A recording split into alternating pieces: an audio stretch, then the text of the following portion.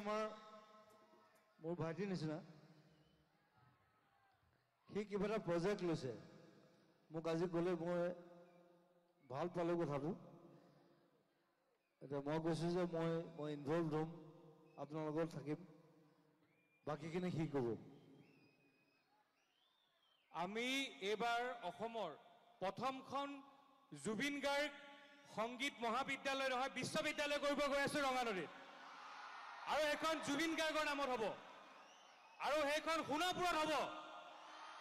আৰু এইটো আমি অহা এবছৰৰ ভিতৰত আমি সম্পূৰ্ণ কৰি তুলিম আমাৰ যিসকল ইয়াৰ লোকশিল্পী আছে সেই লোকশিল্পীসকলৰ কাৰণে আমি বেচৰকাৰীভাৱে কৰিম আমি ঠিক আছে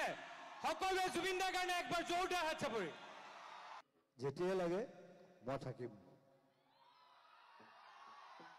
কথা থাকেতো মই উৰি ফুৰা মানুহ ই অকণমান মোৰ নিচিনা এই কুকুৰ ভাল পায় সি অজগৰ ভাল পায় সাপ ভাল পায় খালি বাঘ পোহা নাই বাঘ মই পুহিছোঁ মই পুহিছোঁ বাঘ 2 বছৰ so I love you a lot it's a good project আৰু মই থাকিম মই লগত থাকিম